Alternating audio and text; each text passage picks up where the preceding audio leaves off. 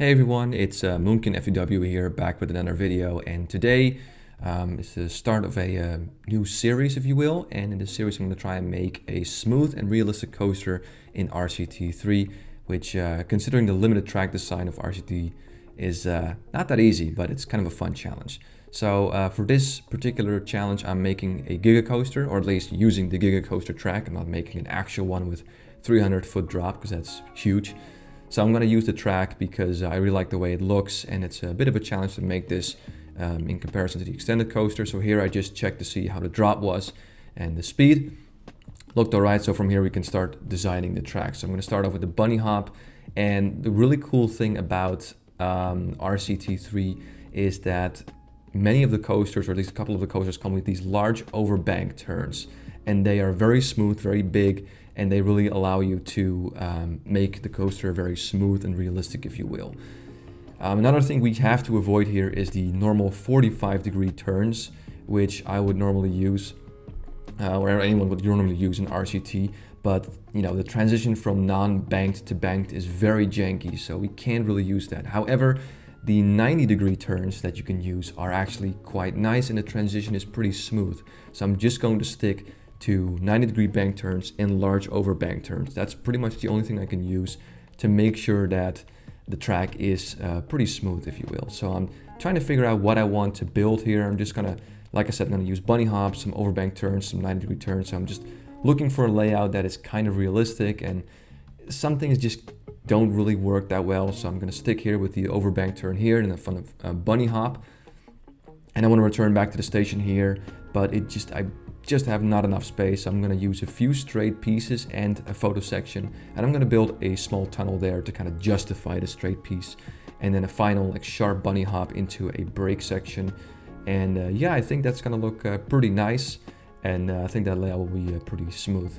So let's quick test run of the track itself, see how the coaster goes over, making sure it's not too fast but also not too slow. Just checking to see how it goes over these overbank turns, and if it's not too slow or too fast. But all in all, it looks probably quite decent, and there's a nice brake run at the end. So all in all, I'm pretty happy with the layout. It took a while to figure it out, but yeah, decent stats too. So in terms of the rough layout, we are now kind of done, but you know, we want to make this coaster as realistic as possible, so we can't just you know, stop here. Obviously, any other coaster in real life don't have these, you know, these standard supports that RCT3 have, which are admittedly kind of hideous. We're gonna have to change the color scheme, but for now we're gonna focus a little bit on the getting rid of the standard supports. So I have some support killers here, and as you can see, it's very easy to get rid of all of them, and then I can start replacing them with my own custom supports. They're gonna look miles better, and you will see just that. So there you go, that is done. I'm also going to change the color scheme. I'm going to go for a blue track design with white supports, and I think it's going to look really nice. A bit of a wing, if you will, to Millennium Force. And then the train will be white and blue as well. It looks very nice. So now we're going to check out the queue line. Now the queue line, of course, if we're going to make it realistic, it needs to be longer than what I might normally build.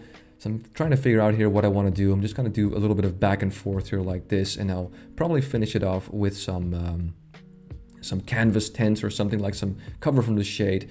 And in the middle, I kind of want to have a small gathering area with maybe like a fountain or something. So I'm kind of figuring out how I want to do this.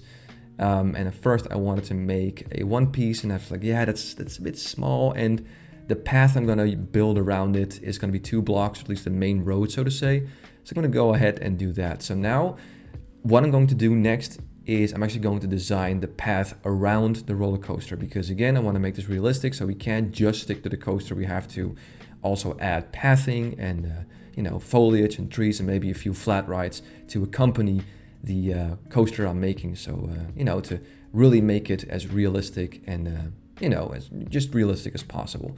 So in this area here, we have a lot of space here, so I'm going to make a bit of a side section, if you will.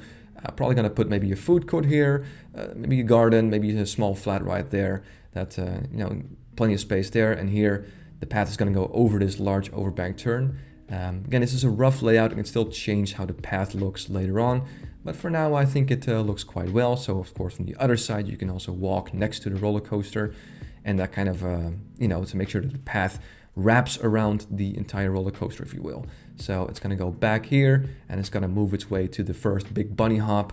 And then with some space left, I'm gonna go ahead and connect the path right here. And then I'm gonna add one final section here, just to add a little bit of extra stuff here. Maybe again, a flat ride or a garden.